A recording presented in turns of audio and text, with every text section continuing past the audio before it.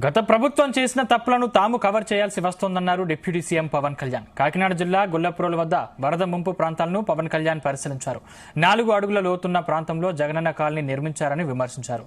వరద ముంపులో చిక్కుకున్న జగనన్న కాలనీ ఏరియాని బోటులో వెళ్లి పరిశీలించారు.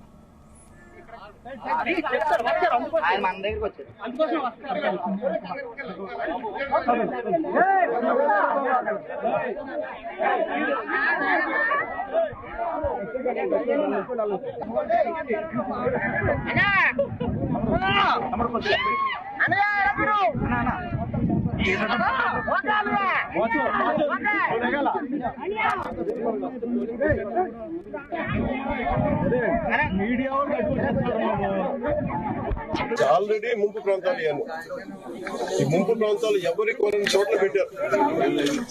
కనీసం వాళ్ళ లోపల కంప్లైంట్ ఏముంది అంటే కనీసం డ్రైనేజ్ పైపులు లేవు, బయటికి వెళ్లే పరిస్థితులు లేవు.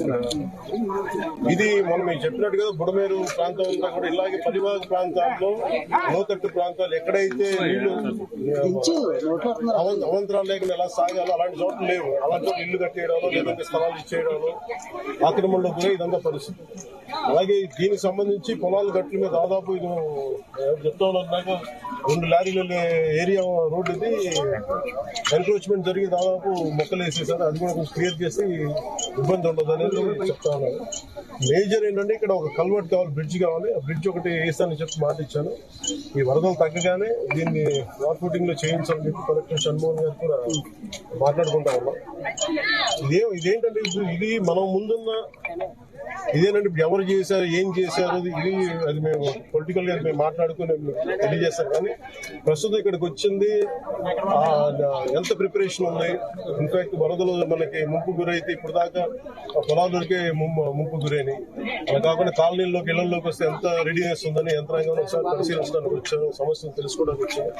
ఇవన్నీ ఒకసారి వరద ముంపు తగ్గగానే ఒకసారి వీటికి సమస్యలు పరిష్కారం తీసుకుని వీటికి శాశ్వత పరిష్కారాలు తీసుకుని సార్ ఇప్పుడు ఏలేరు అనేది వరదాయిని మెట్ట ప్రాంతానికి ఉమ్మడి తూర్పుగోదావరి జిల్లాలో ఇవాళ దుఃఖదాయినిగా మారింది. మొత్తం మునిగిపోతున్న పరిస్థితి.